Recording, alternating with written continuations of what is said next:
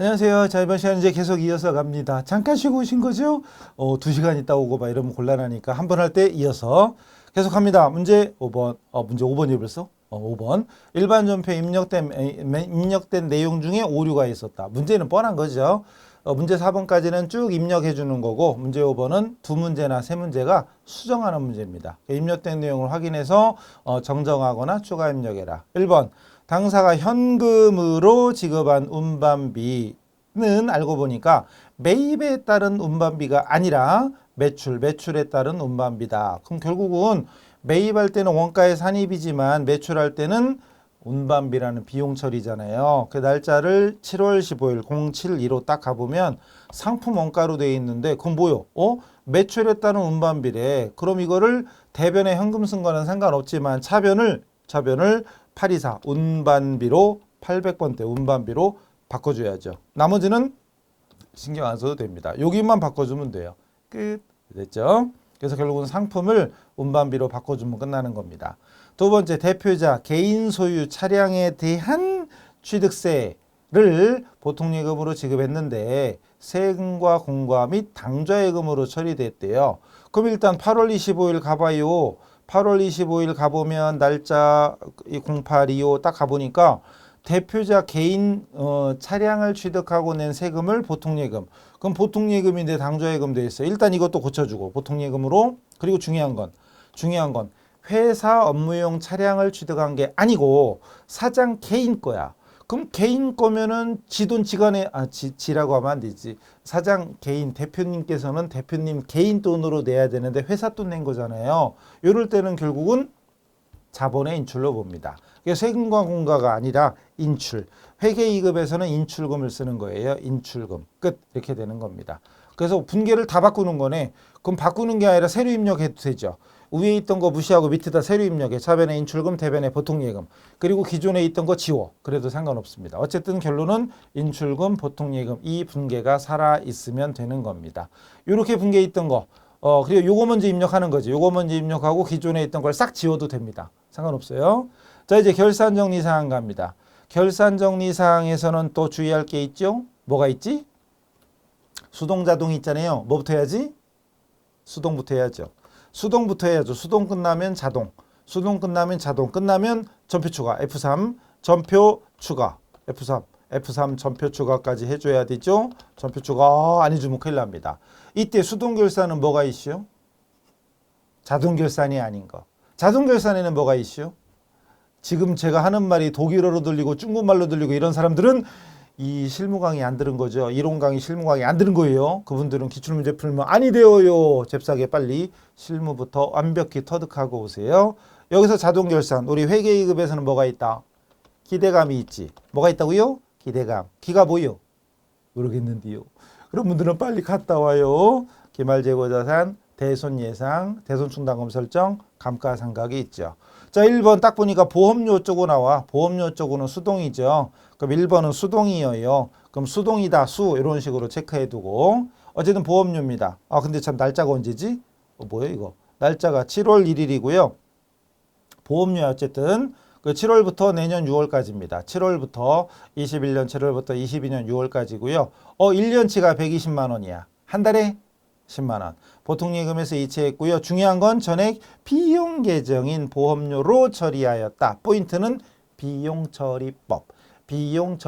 그럼 뒤에는 읽을 것도 없어. 끝났어요. 자, 그럼 중요한 건 머릿속에 이게 다 떠올라야 돼. 그래서 7월 1일 날 비용으로 처리했으니까 차변에 보험료로 처리해 두었겠죠. 120만 원을. 이렇게 했겠죠? 근데 중요한 건 지금이 12월 31일이에요. 뭐 해야 돼요? 자, 보험료라고 되어 있는데 이게 1년치다.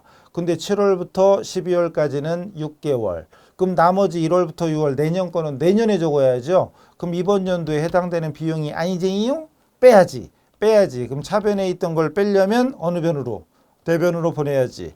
대변으로 반대쪽으로 없애줍니다. 이때 금액은 다 빼는 게 아니라 6개월치. 그럼 60만 원을 60만 원을 빼야죠. 결과적으로 이 60만 원이 뭐냐? 미경과액이지. 무엇이라고요?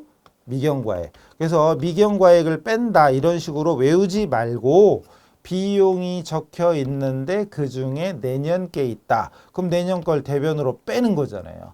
빼고 나서 보니까 결과적으로 미경과액이지. 그리고 내년에 해당되는 비용은 선급 비용으로 바꿔주는 거잖아요. 사실 금액은 여긴 또 쓸 필요 없잖아. 대변 이미 썼는데 끝. 그래서 요거를 일반 전표에 입력해 주면 됩니다. 이렇게 선급 비용 또는 보험료 이렇게 입력해 주면 돼요. 물론 800번대죠. 회계이급에서는 다 800번대입니다. 회계이급에서는 다 800번대고 나중에 회계일급 넘어가면 달라져요. 자, 일반 전표로 가죠. 일반 전표 12월 31일자. 12월 31일자 어느 변부터 쓰든 상관없어요. 차변의 선급 비용 금액이 60만 원이었죠. 아마 60만 원이고 대변에 800번대 보험료 821인데 모르는 사람 보험이라고 쳐야죠. 되게 많아. 800번대 보험료 어디 갔지? 이렇게 821번 821 자주 쓰는 건 외우는 게 좋죠. 그러니까 물론 보험이라고 쳐도 입력되니까 시험 볼 때 아무 상관없잖아요. 근데 그게 습관돼 버리면 실무에 나갔을 때 분명히 능력의 차이가 생기고 물론 월급이 똑같아. 그럼 천천히 치면 돼. 근데 능력에 따라 월급이 달라지는 곳이 있잖아요. 아시나 몰라도 거기는 연봉 1, 2천만 원 차이가 그래서 나는 거예요. 요런 사소한 거부터 시작해서 1, 2천만 원 차이 나요. 같은 시간 같이 일하는데 연봉 1, 2천만 원이야. 진짜요. 연봉 차이가 진짜로 뻥 아니에요. 그런 데 있어요. 어딘지 강의 듣다 보면 아실 거예요. 그말 현재 큰손 상사가 단기 매매 차익을 목적으로 보유하고 있던 주식. 단기 매매 증권인데 그럼 이것도 어쨌든 자동 기대감은 아니니까 수동이죠. 자동 아닙니다. 수동입니다. 수. 그리고 그 취득원가 5,000원. 취득원가 5,000원인데 기말 공정가치가 7,000원이래요. 올랐네. 올랐으니까 평가 이익이죠. 얼마? 일단 100주야. 일단 100주고 한 주당 얼마에 샀다고요? 5,000원 주고 샀는데 7,000원이야. 그러면 일단 단기 매매 증권 평가 이익인데 100주 곱하기 7,000원? 7,000원 빼기 5,000원. 그럼 주당 2,000원이 올랐고 100주니까 20만 원인가? 20만 원이 평가 이익입니다. 이익은 수익이잖아요. 이 정도만 했으면 바로 입력할 수 있죠. 일반 전표 12월 31일 대변에 이익은 대변이니까 평가 이익이니까 평가만 써도 되려나? 많이 나올 것 같은데 많이 나오죠. 단기 매매 증권 평가 이익인데 왜 이렇게 쓰지 않고 단기라고 친 다음에 단기 매매 증권 평가 이익 어디 갔니? 평가이익 여기 있네. 이렇게 찾아도 됩니다. 어쨌든 평가이익 그래서 금액을 20만 원. 그리고 차변에 단기 매매 증권 단기 치면 되겠죠. 단기 이런 식으로 입력해 주면 돼요. 수동부터 입력합니다. 3번 외상 매출금과 받으러 온 매출 채권 기말잔액의 1%의 대손 충당금을 설정하였다. 다른 말로 하면 대손을 예상하였다. 아싸 자동이죠. 자동입니다. 자동차. 지금 수라고 써놨죠. 이건 다 수동이고 이건 자동이죠. 그러면 여기 지금 해설에는 막 이렇게 써 있고요. 계산 과정도 써 있어. 옛날에는 이걸 계산해서 하는 것이 제일 어려운 문제 중에 하나였어요. 이걸 풀려면 옛날에는 여기 합계잔액 시산표 가가지고 엔터 12월 31일 열어가지고 외상매출금과 받으러 온 잔액을 계산기에 눌러가지고 계산 1%였지 외상매출금 6,873만 원에 1% 곱한 다음에 대손충당금 10만 원을 빼서 이렇게 써야 돼. 이렇게 해서 이렇게 빼가지고 이렇게 이걸 구해야 돼. 직접 계산했었어야 돼요. 그리고 받으러 옴도 여기 열어가지고 여기 4,100만 원이고 요거에 10% 계산기 두드려가지고 나온 금액에서 충당금 5만 원 빼야 돼. 이렇게. 그래가지고 이렇게 나왔어야 돼. 그래가지고 손으로 직접 일반 전표에다가 차변의 대손상각비 대변의 대손충당금 109번하고 111번 직접 입력해야 돼. 근데 지금은 필요 없잖아요. 필요 없죠. 그냥 어떻게 해요? 냅다. 자, 메인 화면 가가지고 결산자료 입력 열어가지고 엔터 1월부터 12월 이런 것들은 무시하고 확인. 회계 1급부터 필요하지 2급에서는 필요 없어요. 확인 누르고 그 상단에 대손상각 딱 누르는 순간 지금 요거 6,800 얼마 4,100 얼마 충당금 잔액 얼마에서 587 얼마 여기 답안에 있는 587 300 36만 원 이것이 여기에 나와 있잖아요. 여기 그죠? 이미 나와 있어. 자동으로 계산돼 있어요. 그리고 나머지는 문제에서는 외상매출금 받으러만 요구했기 때문에 나머지 요 대여금, 미수금, 선급금 얘들은 스페이스바 엔터, 스페이스바 엔터 이게 눌러가지고 싹 지웁니다. 두 개만 남겨둡니다. 두 개만 남겨두고 결산 반영을 딱 눌러주면 되는 거지요. 그러면 밑에 판관비에 대손상각비에 두 개가 입력이 됩니다. 아직 안 끝났어요. 계속 갑니다. 그러니까 굳이 이렇게 직접 입력할 필요가 없어요. 물론 직접 입력해도 정답이고 방금 우리가 했던 결산자료 입력 들어가서 이거 입력한다고 돼 있잖아요. 입력을 왜 해? 입력을 뭐하러 해? 이미 아까 여기 눌러가지고 자동으로 나왔던 건데 자동으로 나온 건데 입력을 뭐하러 해요? 그럼 지금 보여드린 대로 이렇게 해서 결산 반영 눌러주면 끝나는 겁니다. 마지막 4번 기말재고. 이것도 옛날에 제일 어려웠던 문제예요. 기말재고 딱 나오잖아요. 5번, 6번 이런 것도 나오지. 아, 요즘 문제가 왜 이렇게 나와? 이건 옛날에 한 3년 전에 이렇게 나왔어야 돼. 예전에는 이게 제일 어려웠어. 그럼 이거 기말재고 나오면 무조건 어떻게 하냐? 또 합장 가야 돼. 합장 가가지고 상품을 찾아요. 재고자산의 상품을 찾아. 그럼 계산기에 195630 눌러. 195630 000 누른 다음에 지금 문제에 주어져 있는 2870을 빼. 합잔에 나와 있는 195630에서 기말재고 문제에 써 있는 걸 빼. 그래가지고 이게 얼마다 이걸 직접 구해요. 직접 구한 다음에 분계를 이렇게 직접 해야 돼. 분계를 직접 해야 돼. 결차결대.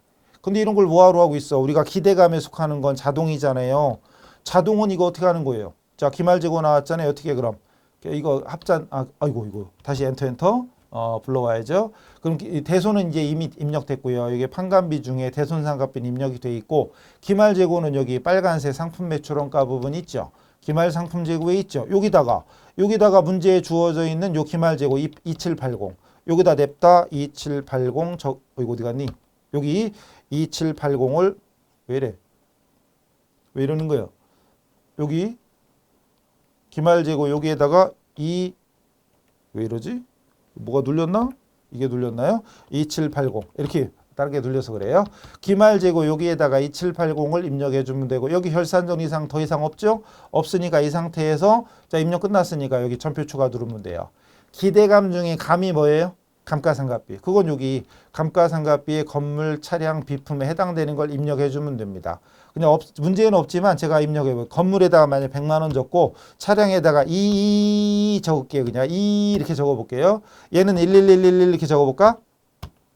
심심한데 이렇게 적어 볼게요. 문제는 없으니까 안 하는 겨. 장난하는 거 아니고요. 보여드리려고 하는 겨. 자, 이 상태에서 다 끝났으면 전표 추가 눌러주면 됩니다. 예. 무슨 얘기인지 모르는 사람은 실기 강의 다 듣고 오세요. 나옵니다. 자, 그럼 이건 필요 없고. 자, 이제 일반 전표 입력. 여기서 아까 우리가 입력한 건 분계 두 개였죠. 선급 비용하고 평가이익. 이 상태에서 F12번 조회를 클릭해 보면 분계가 쫙 돼 있죠. 대손 분계 자동으로 뜨죠. 감가상각비 11122 이거 아까 제가 임의로 입력했던 거 나오죠. 그리고 상품 매출원가 여기 결차 결대 보이세요? 결차결대 문제에 결차결대 하라고 그랬잖아요. 근데 이거 우리가 입력할 필요 없이 우리가 하던 대로만 하면 결차결대로 자동으로 입력이 됩니다. 끝난 거죠. 그래서 우리가 이 3번도 자동결산이었고 4번도 자동결산이잖아요. 그럼 이렇게 분계를 우리가 직접 입력하는 수고 필요 없죠. 계산을 할 필요도 없죠. 여기서는 이걸 계산했어야 돼. 계산기 두드려가지고 필요 없는 거죠. 여기도 이거 계산기 두드려가지고 계산해야 돼. 그래서 예전 2019년도까지 그 정도 시험까지는 이 문제 두 개 3번하고 4번 요거 있잖아요. 이 두 문제가 가장 어려운 회계 2급 수준에서 제일 어려운 두 문제였어 이게.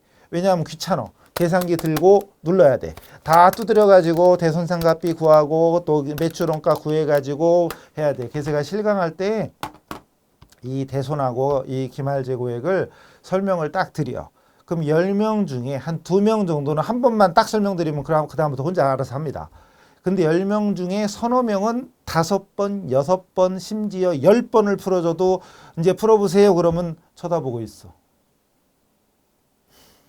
제발 그분 아니시길. 그런 분이 계세요. 그렇게 어려워합니다. 그러니까 어떤 분들은 한두 명 정도는 한 번만 설명해도 합잔 열어가지고 계산기 요거 보고 누르세요. 그러면은 그다음부터 알아서 해.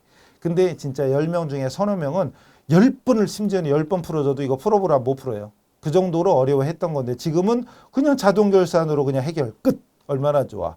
결론은 자동으로 하나 수동으로 하나 상관없습니다. 자동으로 하세요. 쉬운 걸로 하면 되지. 편하게 하라고 이렇게 나온 거니까. 자, 이제 마지막 문제가 장부조회입니다. 회계 1급과 2급에는 장부조회가 있어요. 자, 문제 7번에 1번. 6월 30일 현재 매출처 우진상사의 외상매출금 잔액이 얼마냐. 키워드는 매출처 또는 우진상사. 이렇게 문제에 거래처가 나올 때는 거래처 원장. 여기 밑에 답이 있으니까 이걸로 할까? 키워드는 이겁니다. 거래처 원장. 문제에 거래처, 매출처 또는 우진상사, 공공상사, 무슨 상사, XX상사 이렇게 문제에 거래처가 나올 때는 거래처 원장을 찾으면 됩니다. 자, 가볼까요? 메인 화면 가서 거래처 원장이 여기 어디 있죠? 여기 거래처 원장을 열어가지고 문제에 주어진 게 6월 30일 현재잖아요. 6월 30일 현재 어쩌고 저쩌니까 0101에서 0630입니다. 자, 6월 말 현재는 회계 기간이 1월부터잖아요. 1월부터 6월 말 현재야. 6월부터 6월이 아니고 1월부터 6월입니다. 헷갈리면 안 됩니다. 그리고 외상매출금이잖아요. 외상매출금. 코드 아는 사람은 10띵 치면 되고 모르는 사람들은 F2번 눌러서 외상 검색해서 입력해야 돼. 아는 사람이 보면은 F2번 누르고 외상 누르는 사람 쳐다보고 있으면 깝깝하죠. 108 딱 누를 정도는 돼야지. 그리고 그냥 엔터 친 다음에 우진을 찾아도 됩니다. 우진. 조우진인가? 우진. 이렇게 찾아도 됩니다. 그럼 얼마야? 800이네? 그럼 답안에 800 입력하면 되죠. 아니면 이 거래처 여기 딱 나왔을 때 F2번 눌러가지고 우진을 찾아. 우진을 찾은 다음에 엔터 치면은 맨 위에 줄이 우진이죠. 이래도 되고 아니면 앞에 우진을 F2번 눌러서 우진을 찾았어. 그럼 뒤에도 앞에가 우진 114니까 뒤에도 114 치고 엔터 치면은 우진 것만 뜹니다. 어떻게 하든 상관은 없어요. 어쨌든 답이 800인 거 확인했으니까 답안지는 메모에다 800만 원 메모하면 되죠. 800만 원 메모하고 가답안 발표하면 근데 시험 끝나면 가답안 발표 해가지고 신경 쓰고 있는 건 공부 안 한 사람이지. 공부 잘한 사람은 가답안 뭐하러 맞춰. 문제 푸는 시간에 이미 시험장에서 내가 이건 붙었겠다 떨어졌겠다 알 수 있죠. 공부 덜 한 사람들이 붙었을지 떨어졌을지 아슬아슬 이러니까 가답안 이러고 있는 거지. 시험 끝나면 땡이에요. 그리고 중요한 건 마음 졸인다고 결과가 바뀌어져요? 이미 시험 끝나고 나왔는데 마음 졸인다고 달라지나? 그런 건 없어요. 그러니까 제발 시험날 가답안 때문에 뭐 어쩌고 저쩌고 또 이상한 데 가가지고 답안 보고 와서 맨날 거기 2개씩 틀려. 맨날 답이 2개씩 틀린데 그래도 가가지고 맨날 확인하고 그러지 마시고 평상시에 공부해가지고 그냥 시험장에서 느긋하게 풀고 나와서 그날 저녁에 편히 그냥 맥주나 한잔하고 쉬세요. 그리고 다음 구수 올라가. 회계 1급 올라가 바로. 가답안 이런 거 집어치고 그냥 회계 1급 바로 시작하세요. 그 다음 시험에 1급 붙고 다음 시험 세무 붙고 이러면 되죠. 그죠? 우리는 그렇게 합시다. 우리는 넘어가요. 두 번째 상반기 1월에서 6월 중 통신비, 판관비, 판자 써 있는 건 판관비라는 뜻이에요. 판매비와 관리비 즉 800번대라는 얘기입니다. 800번대 통신비가 가장 많이 발생한 달. 이렇게 문제에 여러분 실기강의 마지막 편에 보면 키워드 찾는 거 해드렸잖아요. 가장 많이 어쩌고 저쩌고 나오면 어딜 보랬죠? 총계정원장을 보랬지. 어딜 보라고요? 총계정원장. 여기는 계정변원장이네. 저는 저 가리킨 대로 할래. 어딜 보라고요? 총계정원장을 보래요. 한번 확인해 볼게요. 확인해 보면 되지. 그래서 자 메인 화면 갑니다. 얘는 다 전편 필요 없고 이제 자 어디 갔지? 뭐라고요? 총계정원장 어디 갔어? 총계정원장 열어봐요. 총계정원장을 열어가지고 문제에서 요구하는 게 1월부터 6월 중에 통신비잖아요. 0101에서 0630 열고요. 계정 과목에 F2번 눌러서 통신비야. 통신비 800번대. 판자 써 있는 건 판관비 800번대. 여기 판 써 있죠? 판 판매관리비 엔터 칩니다. 그리고 그냥 뒤에는 814 여기 814 있으니까 여기도 814 쳐도 되지만 그냥 엔터 쳐도 돼. 그럼 어차피 통신비 내역이 1월부터 6월이 나옵니다. 그중에 가장 많이 발생한 달 몇 월이요? 구산디 몇 월이요? 3월. 그럼 답이 3월 94,000원 이렇게 되는 거죠. 가장 많이 발생한 달에 금액만 물어봤으니까 94,000원 쓰면 되고 몇 월이냐 그랬으면 3월이라고 써야지. 만약에 몇 월이냐 그랬으면 3월도 표시해야죠. 그죠? 여기는 물론 없어요. 여기는 없어요. 자 어때요? 확인하는 거 어려워요? 총계정원장 딱 열자마자 통신비만 검색해가지고 몇 월 딱 보면 나오죠.